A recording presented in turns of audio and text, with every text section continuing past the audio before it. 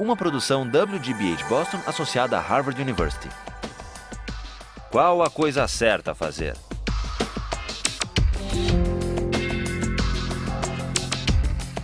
Justice, com Michael Sandel. Last time we talked about Kant's categorical imperative, and we considered the way he applied the idea of the categorical imperative to the case of lying. I want to turn briefly to one other application of Kant's moral theory, and that's his political theory. Now, Kant says that just laws arise from a certain kind of social contract. But this contract, he tells us, is of an exceptional nature. What makes the contract exceptional is that it's not an actual contract that happens when people come together and try to figure out what the Constitution should be. Kant points out that the contract that generates justice is what he calls an idea of reason. It's not an actual contract among actual men and women gathered in a constitutional convention. Why not? I think Kant's reason is that actual men and women gathered in a real constitutional convention would have different interests, values, aims, and there would also be differences of bargaining power and differences of knowledge among them. And so the laws that would result from their deliberations wouldn't necessarily be just, wouldn't necessarily conform to principles of right, but would simply reflect the differences of bargaining power, the special interests, the fact that some might know more than others about law or about politics. So Kant says a contract that generates principles of right is merely an idea of reason, but it has undoubted practical reality because it can oblige every legislator to frame his laws in such a way that they could have been produced by the united will of the whole nation.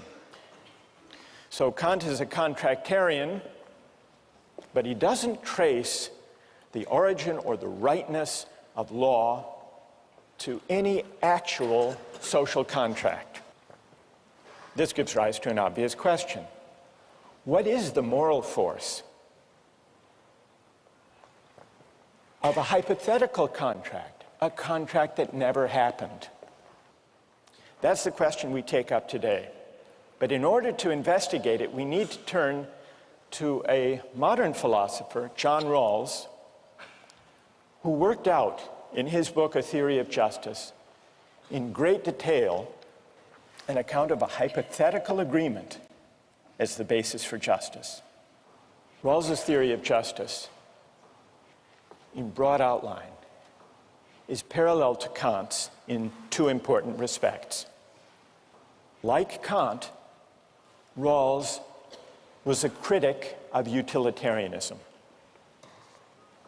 Each person possesses an inviolability founded on justice, Rawls writes, that even the welfare of society as a whole cannot override.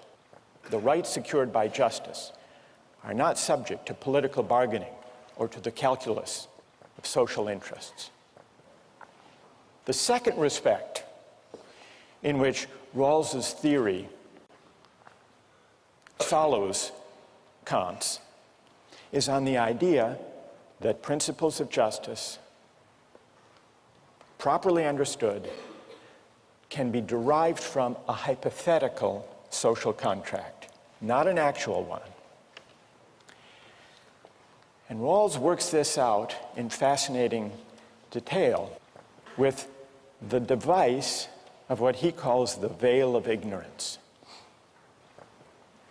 The way to arrive at the rights, the basic rights that we must respect, the basic framework of rights and duties, is to imagine that we were gathered together trying to choose the principles to govern our collective lives without knowing certain important particular facts about ourselves. That's the idea of the veil of ignorance. Now, what would happen if we gathered together just as we are here and tried to come up with principles of justice to govern our collective life? There would be a cacophony of proposals, of suggestions, reflecting people's different interests. Some are strong, some are weak. Some are rich, some are poor.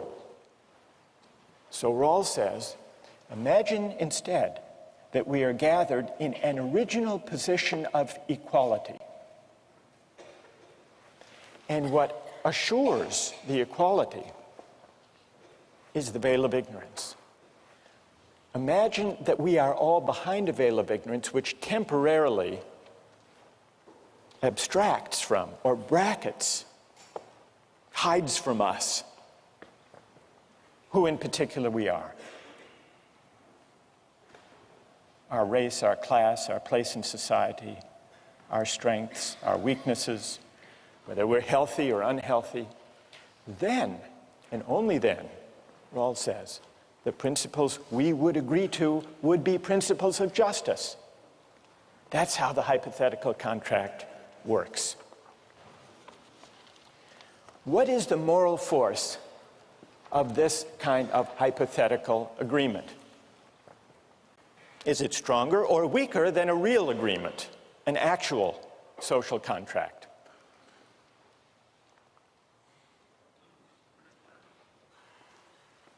In order to answer that question, we have to look hard at the moral force of actual contracts. There are really two questions here. One of them is, how do actual contracts bind me or obligate me?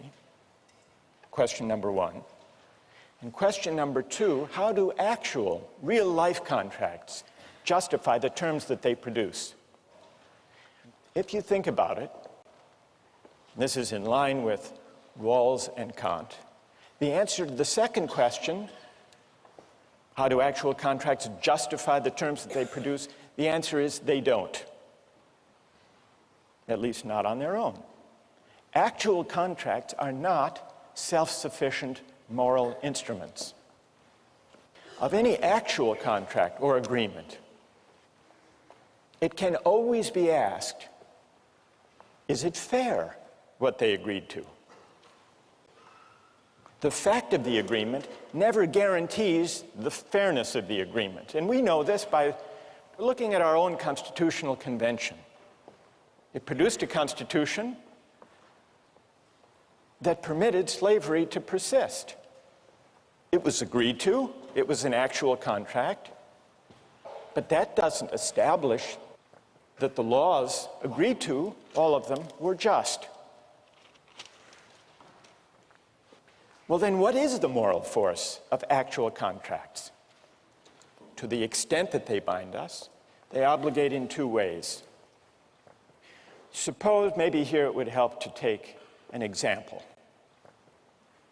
We make an agreement, a commercial agreement.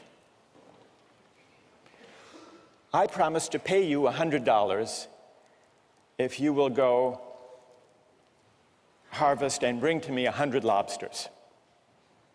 We make a deal. You go out and harvest them and bring them to me. I eat the lobsters, serve them to my friends, and then I don't pay. And you say, but you're obligated. And I say, why? What do you say? Well, we had a deal.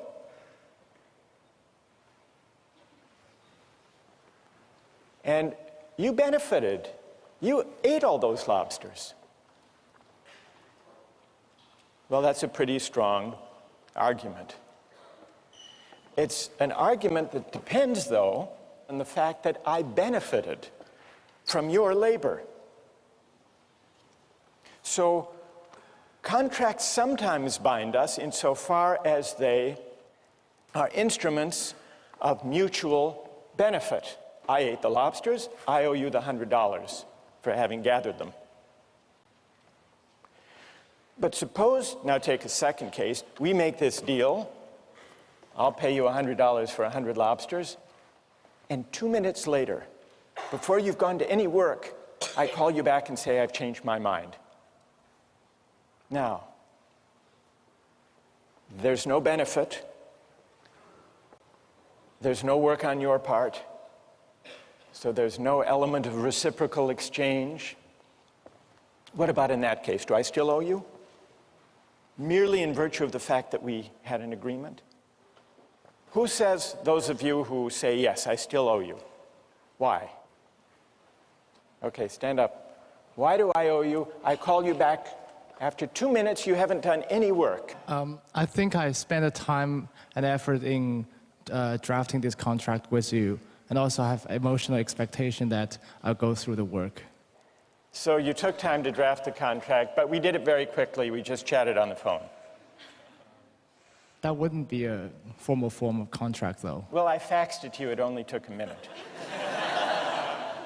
As long as any effort is involved, I would say that the contract is valid and it should take effect. But why? What morally can you point to that obligates me? I admit that I agreed, but you didn't go to any work. I didn't enjoy any benefit. Because one might mentally go through all the work of harvesting the lobsters. You mentally went through the work of harvesting the lobsters. That's nothing, is it? Oh, it's not much. Is it worth $100 that you were imagining yourself going and collecting lobsters? It may not worth $100, but it may worth something to some people. All right, I'll give you $1 for that. But so you're still pointing, what's interesting, you're still pointing to the reciprocal dimension of contracts. You did or imagined that you did or looked forward to doing something on my behalf. For example, two people agree to be married, and one suddenly calls the other in 2 minutes say, I changed my mind. Does the contract have obligation on both sides? Nobody has paid any work, or nobody has benefited yet. Well, I'm tempted to say no. Fine.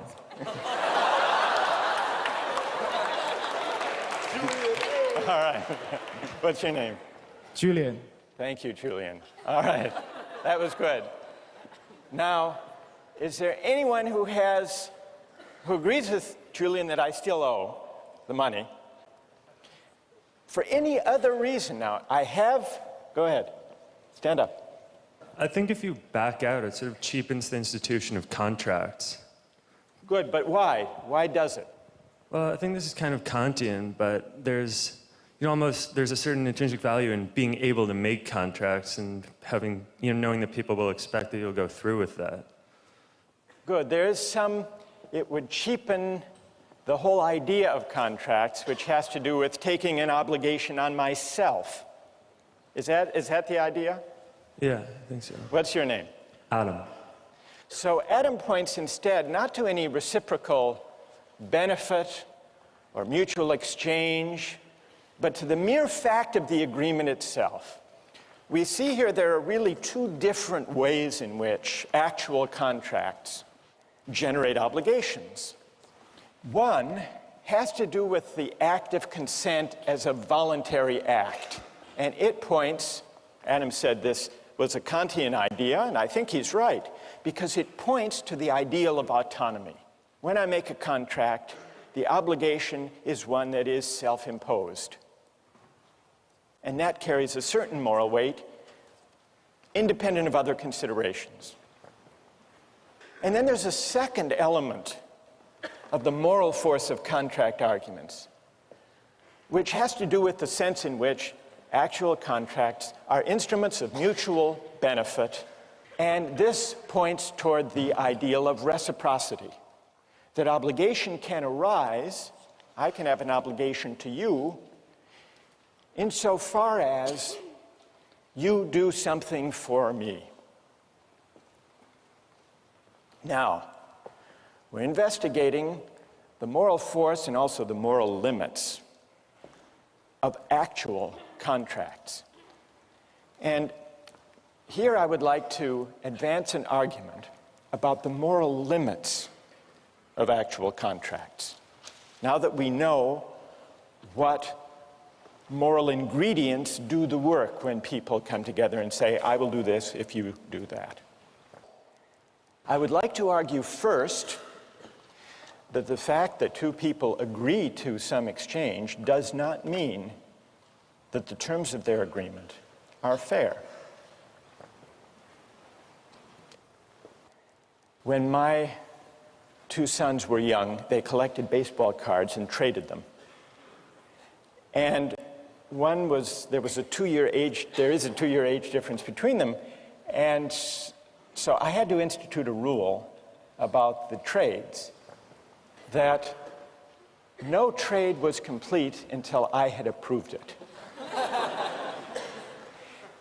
And the reason is obvious. The older one knew more about the value of these cards, and so would take advantage of the younger one. So that's why I had to review it to make sure that the agreements were fair. Now you may say, well, this is paternalism. Of course it was. That's what paternalism is for, that kind of thing. So what does this show? What does the baseball card example show? The fact of an agreement is not sufficient to establish the fairness of the terms. I read some years ago of a case in Chicago. There was an elderly widow, an 84-year-old widow named Rose, who had a problem in her apartment with a leaky toilet. And she signed a contract with an unscrupulous contractor who offered to repair her leaky toilet in exchange for $50,000. But she had agreed. She was of sound mind, maybe terribly naive and unfamiliar with the price of plumbing. She had made this agreement.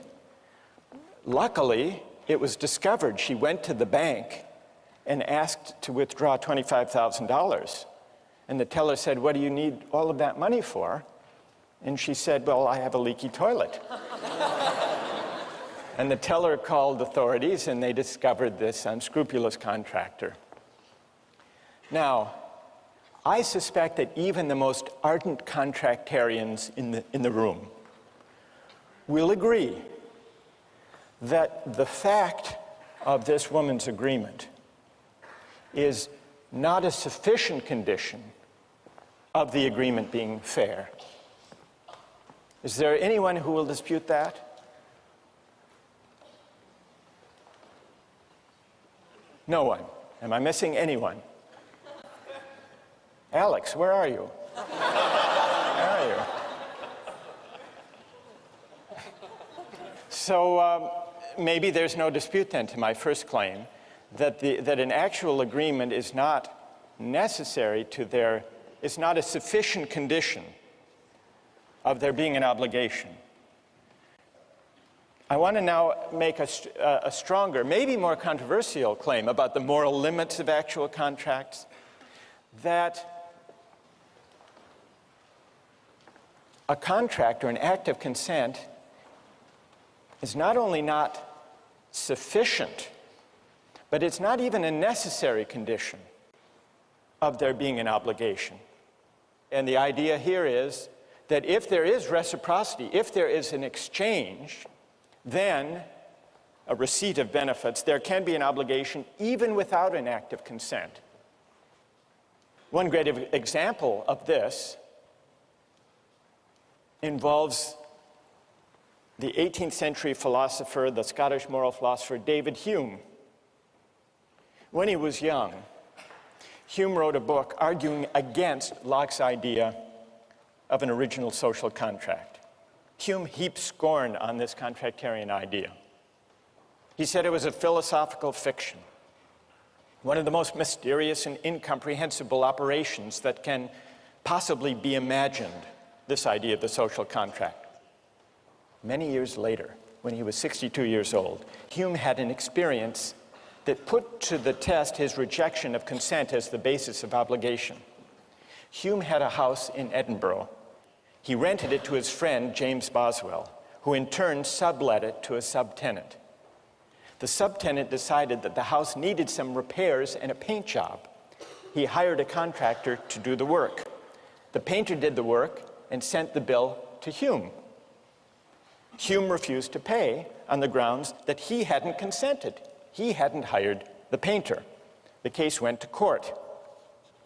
The contractor said, "It's true, Hume didn't agree, but the house needed a painting, and I gave it a very good one." Hume thought this was a bad argument. The only argument this painter makes is that the work was necessary to be done, but this is no good answer because by the same rule, this painter may go through every house in Edinburgh and do what he thinks proper to be done without the landlord's consent and give the same reason, that the work was necessary and that the house was the better for it. So Hume didn't like the theory that there could be obligation to repay a benefit without consent, but the defense failed and he had to pay. Let me give you one other example of the distinction between the consent-based aspect of obligations and the benefit-based aspect and how they're sometimes run together.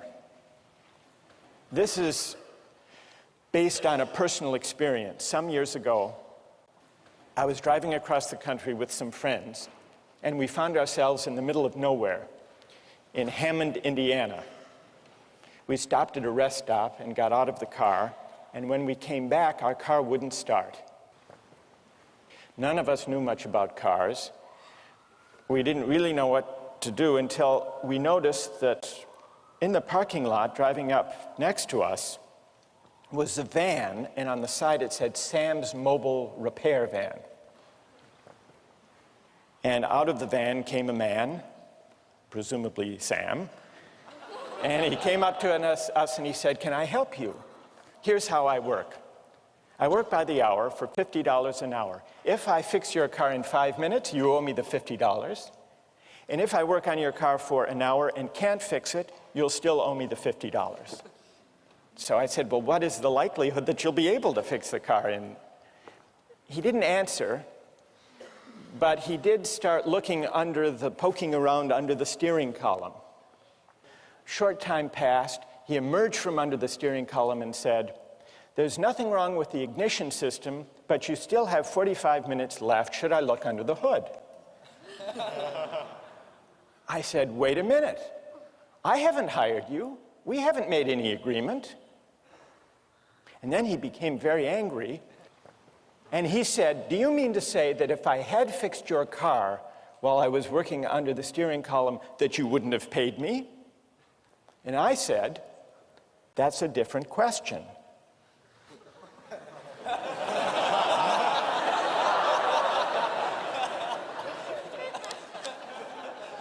I didn't go into the distinction between consent-based and benefit-based obligations.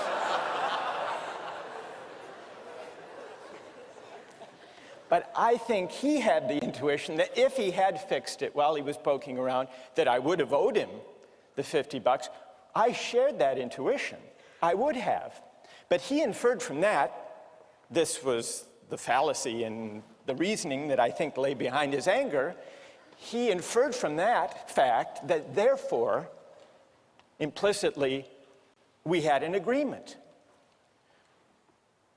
But that, it seems to me, is a mistake. It's a mistake that fails to recognize the distinction between these two different aspects of contract arguments. Yes, I agree, I would have owed him $50 if he had repaired my car during that time.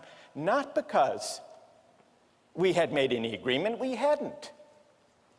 But simply because if he had fixed my car, he would have conferred on me a benefit for which I would have owed him in the name of reciprocity and fairness. So here's another example of the distinction between these two different kinds of arguments, these two different aspects of the morality of contract. Now, I want to hear how many think I was in the right in that case. That's reassuring. Is there anyone who thinks I was in the wrong? Anyone? You do? Why? Go ahead. Isn't the problem with this is that any benefit is inherently subjectively defined? I mean, what if you wanted your car broken and he had fixed it? I mean... No, I didn't want it broken.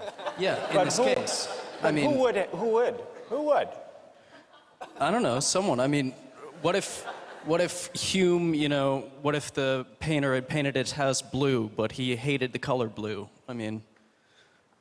You have to sort of define what your benefit is before the person does it. Well, all right, so what would you conclude from that, though, for the larger issue here? Would you conclude that therefore consent is a necessary condition of there being an obligation? Absolutely. You would. What's your name? Nate. Because otherwise, how can we know, Nate says, whether there has been an exchange of equivalent or fair benefits, unless we have the subjective evaluation, which may vary one person to the next of the situation. All right, that's a fair challenge. Let me put to you one other example in order to test the relation between these two aspects of the morality of contract. Suppose I get married, and suppose I discover that after 20 years of faithfulness on my part, every year, on our trip across the country, my wife has been seeing another man, a man with a van on the Indiana toll road. This part is completely made up, by the way. Wouldn't I have two different reasons for moral outrage? One reason could be we had an agreement. She broke her promise, referring to the fact of her consent.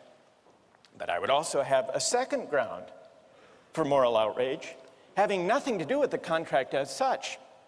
But I've been so faithful for my part. Surely I deserve better than this. Is this what I'm due in return? And so on. So that would point to the element of reciprocity. Each reason has an independent moral force. That's the general point.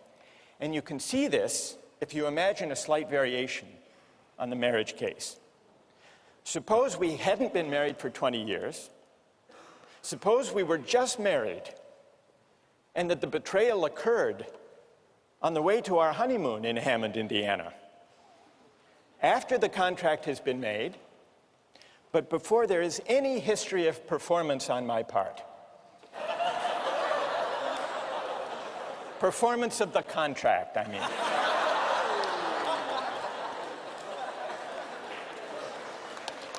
I would still, oh, come on. I would still, with Julian, I'd be able to say, but you promised. You promised. That would isolate the pure element of consent, right? Where there were no benefit, never mind. You get the idea.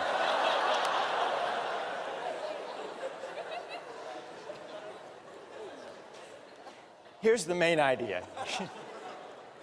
Actual contracts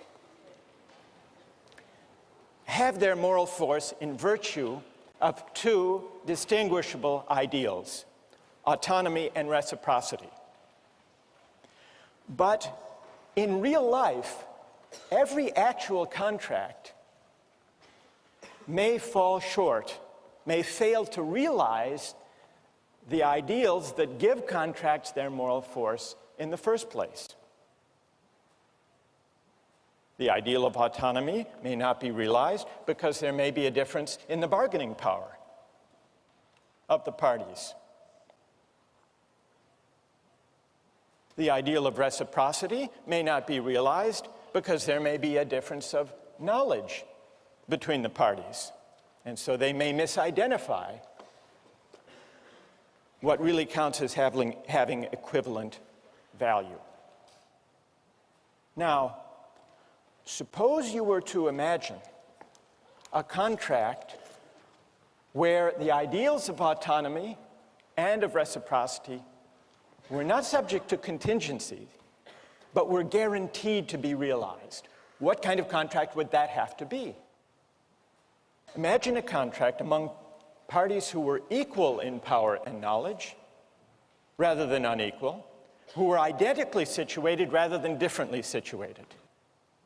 That is the idea behind Rawls's claim that the way to think about justice is from the standpoint of a hypothetical contract behind a veil of ignorance that creates a condition of equality by ruling out or enabling us to forget for the moment the differences in power and knowledge that could, even in principle, lead to unfair results. This is why, for Kant and for Rawls, a hypothetical contract among equals is the only way to think about principles of justice. What will those principles be? That's the question we'll turn to next time.